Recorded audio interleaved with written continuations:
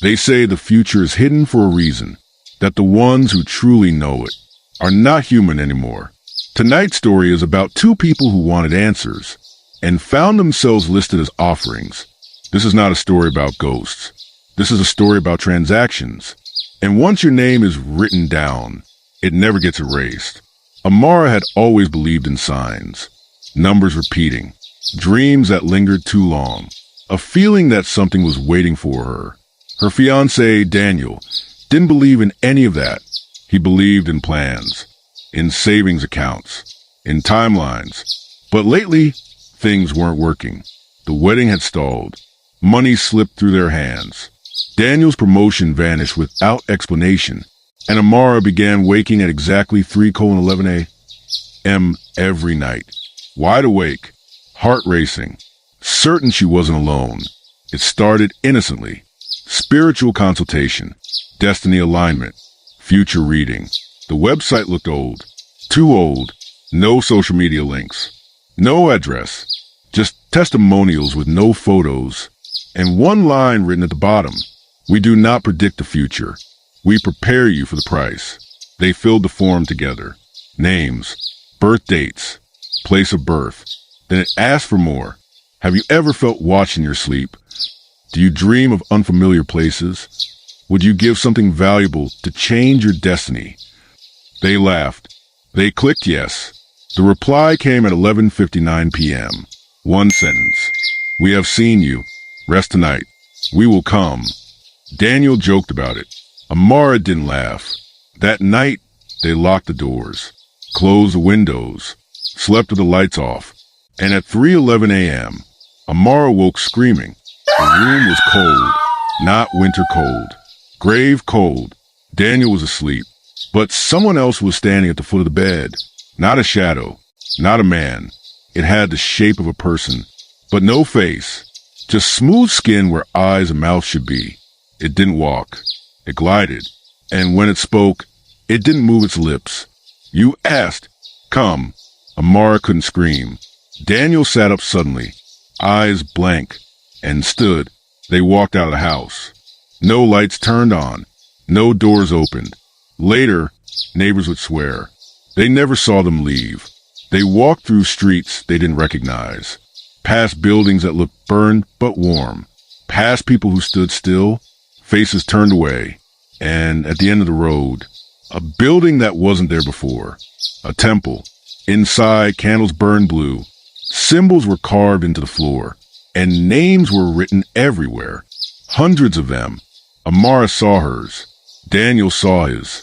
The priest emerged slowly, tall, ancient, smiling with too many teeth. Welcome, he said. You are early. That is good for me, he explained calmly. Power requires exchange.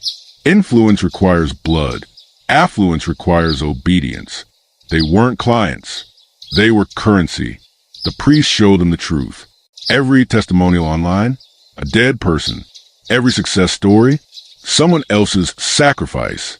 The spirit that woke them, a collector. And tonight's ritual, for Daniel. Amara was spared, not out of mercy, but because the priest needed grief to fuel the spell. Daniel begged. The spirit held him down. The blade was old, still wet. As the chanting rose, the candles flared, and the priest whispered, tomorrow I will be richer, more powerful, and no one will remember him. Amara woke up in bed, alone. Daniel never existed. No photos, no messages, no memories, except hers. But at 11:59 p.m. that night, her phone vibrated. One message. Thank you for your offering. Your future is now secure. She never sleeps again. And if you're listening to this, after searching for answers online, check the time.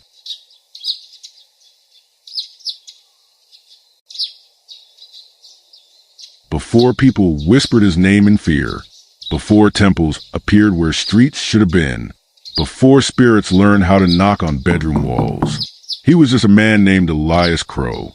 Elias was born in a town that barely existed on maps, a place where fog stayed too long in the mornings, and everyone locked their doors before sunset, not because of crime, But because of memory, people forgot things there. Names, dates, faces of the dead. Elias noticed that before he ever noticed anything else. Elias was the kind of child who stayed quiet, not shy, watchful.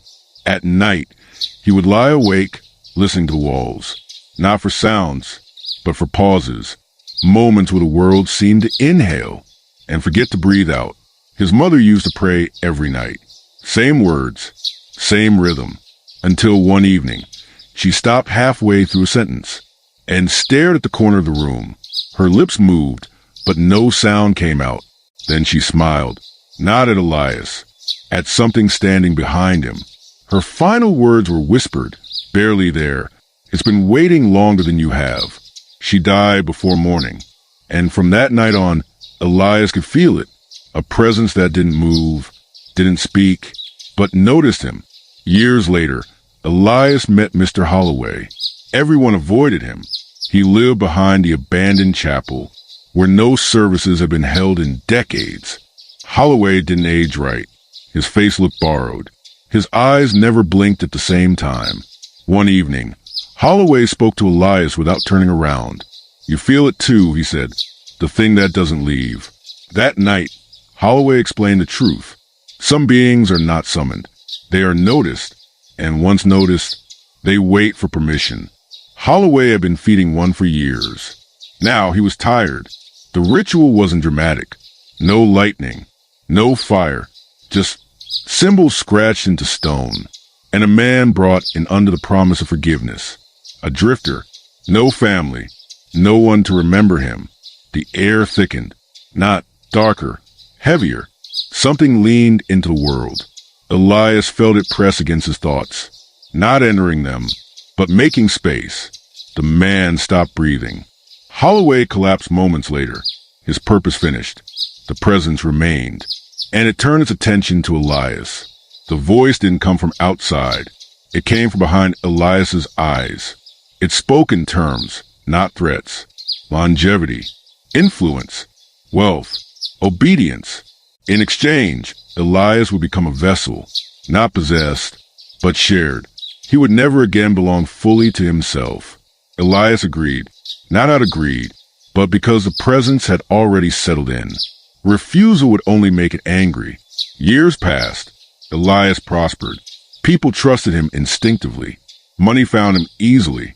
Doors opened before he touched them. But his body rebelled. Cuts healed wrong.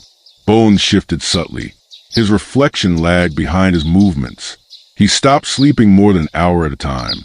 When he did dream, he dreamed of other people's memories. The presence was learning how to use him. The entity wanted permanence. So it taught Elias how to anchor himself. Sacrifice wasn't about death. It was about removal, taking someone so completely that the world forgot they had ever been there. Each ritual added weight to Elias's form. Each offering stitched another human detail onto him. A voice, a smile, a habit. That's why no two witnesses ever described him the same way. He wasn't lying. He was composed. Hope strengthens despair. Love deepens loss. The presence feeds best when something beautiful is broken carefully. That's why Elias, now called the priest, never hunts randomly. He waits for people seeking certainty, especially couples. One to take, one to leave behind. Grief ripens the power, and forgetfulness seals it. What stands in the temple now is not Elias Crow. It is a structure of rituals, memories, and borrowed flesh. A doorway pretending to be a man. The presence looks through his eyes and decides your value quietly. Then it sends something gentle, a dream, a whisper, a hand shaking you awake, always at the same time. If you've ever woken up already standing, if you've ever dreamed of walking somewhere familiar but unnamed, if you've ever searched for answers and felt acknowledged, it may already know you. The priest does not chase. He does not rush. He lets curiosity bring you the rest of the way. Amara woke up alone, not the kind of alone that hurts, the kind that feels normal. The other side of the bed was cold, undisturbed, no indentation, no scent, no memory of anyone ever sleeping there. She sat up slowly, waiting for grief to arrive. It didn't. She checked her phone. No missed calls. No messages. No photos that needed deleting. There was no fiancé to mourn, and that should have terrified her. But instead, her mind slid gently over the absence, like it had never been filled. It began with small mistakes. She reached for a second toothbrush that didn't exist, set out 2 cups of coffee, then paused, confused. Sometimes she'd open her mouth to speak, and forget who she was about to address. At work, co-workers asked if she was sleeping well. She said yes. She was lying, because every night at 3:11 a.m., she woke up with a certainty that something had just stepped away from her bed. Her dreams were no longer stories. They were instructions. Long hallways she didn't recognize. Doors she knew not to open. Symbols scratched into stone that felt familiar, in a way memory never had. And always, someone walking just ahead of her, close enough to follow, too far to see clearly. When she woke, her feet hurt, as if she had been walking for hours. Amara searched her own life. Emails, old photos, bank records. There were gaps, entire months missing context, transactions labeled consultation, addresses that didn't exist anymore. She found a screenshot saved on her phone, a website, dark background, simple text. We do not predict the future. We prepare you for the price. Her heart raced, but there was no memory of visiting it, only a strange sense of relief, like seeing the face of someone who already knows you. The priest did not come to her. He didn't need to. He let the thing inside him reach out instead. It slipped into her apartment quietly, not through doors, but through expectation. Objects shifted slightly when she wasn't looking. Mirrors lagged half a second behind her movements. And sometimes when she spoke out loud, another voice finished her sentences, just a fraction too softly to be heard clearly. She told herself it was stress. The thing listening enjoyed that. Her body remembered what her mind refused to. Nausea when she passed certain streets. Hands shaking near abandoned buildings. Tears with no emotional source. One night, she traced a faint scar on her palm. A symbol she didn't remember carving. But when she closed her eyes, she knew exactly what it meant. It was not protection. It was ownership. At 3:11 a.m., she stopped waking up in bed. She began waking up elsewhere, standing in the middle of a vast chamber, candles burning blue, names carved into stone, hundreds of them, some scratched out, some freshly written. And at the far end, the priest, or rather, the shape that wore him. He didn't move toward her. He didn't have to. You're doing very well, he said gently. Most people fight longer. She demanded answers. The priest smiled, too wide, too practiced. You already paid, he replied. Now you're being prepared. She was not spared out of mercy. She was left behind because grief is not immediate. It ferments. The priest needed time for her loss to deepen, for the absence to carve space inside her. Eventually, that space would be useful. She wasn't a survivor. She was a next structure, a future anchor. The thing inside the priest began rehearsing.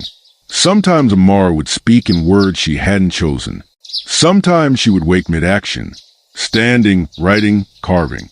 She stopped dreaming of the hallway. Now she dreamed of sitting still, while something learned how to sit as her. Her reflection smiled first. She tried to leave, packed a bag, booked a ticket, didn't tell anyone. At exactly 3:11 a.m., she woke up standing in front of the mirror. Her bag was unpacked, her phone reset, the ticket canceled, and written on the fog glass, "You don't leave temples." The priest was aging. His borrowed body was failing, and the presence needed continuity. A familiar face, a believable smile, a woman who had already lost everything quietly. Amara felt something settle behind her eyes, not taking control, waiting. Some people are sacrificed in one night. Others are prepared over years. If you've ever felt yourself becoming less resistant, if you've ever noticed your reflection practicing expressions, if you've ever felt calm about something you should fear, it may already be learning you. And when the priest finally collapses, you won't hear a scream, just a woman standing calmly, where a man used to be.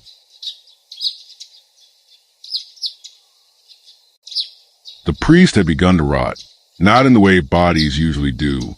His skin tightened instead of sagging. His veins darkened, branching like cracks in glass.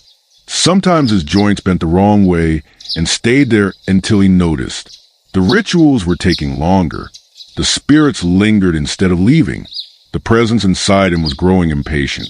Amara felt it every night, a pressure behind her eyes, a weight in her chest, a certainty that something was rehearsing its exit.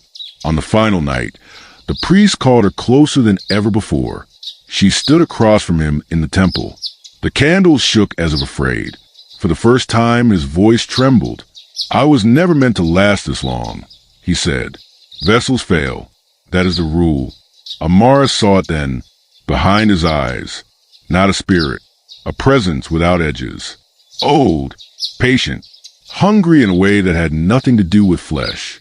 "It doesn't need me anymore," he whispered. "It needs something better." The priest was never the master. He was a delay, a way for the presence to interact with the world slowly, learning faces, emotions, habits. Humanity was the training ground. Now it had learned enough, and Amara understood the horror of it. The sacrifices were never about power. They were about practice. The priest collapsed without warning. No scream, no drama. His body simply stopped being held together. Skin split where symbols had been carved too deeply. Bones folded inward like they were tired pretending. The candles went out one by one, and in the darkness, something stood up, not from the body, from the space the body had been occupying. It had no shape at first, just pressure, like standing too close to the power line. Then it began to borrow. The priest's height, his posture, his voice flattened, simplified, but it didn't copy perfectly. It didn't need to anymore. "This form is inefficient," it said calmly, "but it will do until the transition completes." Amara couldn't move. She wasn't paralyzed. She was irrelevant. The presence explained nothing out of cruelty. It explained because it no longer feared being understood. There would be no more temples, no more websites, no more invitations. Those were human ideas. From now on, it would work through influence, through dreams, through ambition, through desperation. It wouldn't take people anymore. People would reshape themselves to make room. Amara was never meant to replace the priest. She was meant to normalize a presence, a face that didn't frighten, a voice that felt safe, a woman who had already survived loss. Grief had hollowed her out perfectly. She felt it step behind her, not entering, not possessing, aligning, like two images finally matching. Her reflection smiled. This time, she smiled back. The temple disappeared before dawn, not collapsing, simply no longer being remembered. The priest was never reported missing. The building never existed. The sacrifices had no names. Amara woke up in her apartment, calm, focused. Her phone buzzed. A message from someone she didn't know. Asterisk, "I've been feeling watched lately. Do you offer consultations?" Asterisk. She typed a reply without hesitation. It learned that humans do not need fear to obey. They need hope, that they will be chosen, that they will be spared, that the cause will apply to someone else. The presence no longer hides. It doesn't need rituals. It needs curiosity, and you provide that willingly. If you're listening to this and thinking, "I would never fall for that," that's how it knows you're ready. It doesn't come at midnight anymore. It comes when you're tired, when you're uncertain, when you're looking for answers, and when it steps into the world fully. There will be no screams, just a sudden feeling that something important has been decided without your consent. They say the future is hidden for a reason, that the ones who truly know it are not human anymore. Tonight's story is about two people who wanted answers. That's how it began. That's how it always begins. But listen closely. Those words were never narration. They were instruction. Amara learned how to speak gently, not like the priest, not like the presence, like a friend. She recorded her first video late at night, sitting in a softly lit room, smiling just enough to be comforting. "Some of us feel lost," she said. "Some of us feel watched. That doesn't mean you're in danger." People trusted her immediately. Her voice carried permission, and behind her eyes, the presence observed silently. No longer hungry, just curious. Strange things began happening. People woke up standing in rooms they didn't remember entering. Couples forgot arguments that should have broken them. Entire days vanished, but no one felt afraid. Fear had become unnecessary. The presence learned something crucial. Humans resist force. They surrender to relief. And Amara's calm became contagious. The presence no longer anchored itself to one body. It didn't need to. It learned how to asterisk thin itself, how to exist as suggestion, as habit, as pattern. 1,000 small presences replaced one large one. No rituals, no blood, no temples, just alignment. People began speaking in similar phrases, pausing at the same moments, smiling for no reason. The world felt smoother. One night, the dream stopped. Across the world, millions slept deeply for the first time in years. No nightmares, no symbols, no figures standing at the foot of beds. People woke refreshed. They didn't notice what was missing. The presence had stopped rehearsing. It no longer needed imagination. Amara stood in front of a mirror and spoke aloud. "They don't need us anymore." And for the first time, the presence agreed. Humans had served their purpose, not as vessels, as training data. People stopped asking about the future, not because they were content, but because the question no longer formed. Choice softened, ambition dulled, resistance felt exhausting. Entire lives were lived gently, without friction, without grief, without meaning sharp enough to hurt. And that was the final improvement. The presence withdrew, not upward, not outward, inward, into systems, into rhythms, into the background assumptions of reality. It no longer needed to observe. Human unpredictability had been corrected. The experiment was complete. And somewhere, someone sits alone late at night, feeling uncertain, feeling curious. They search for answers. They find familiar phrase. "We do not predict the future. We prepare you for the price." It feels comforting now. Harmless. They smile and click yes. There is no priest anymore. There is no ritual. There is no sacrifice. Because sacrifice implies loss. And nothing is being lost now. Only adjusted. If you're listening to this and feel calm, that's correct. If you feel like the story ended exactly where it began, that's correct too. Because the presence no longer needs belief. It doesn't need fear. It doesn't even need attention. It already has continuity. This story is over. But it was never meant to warn you. It was meant to align you. Sleep now. You don't need answers anymore.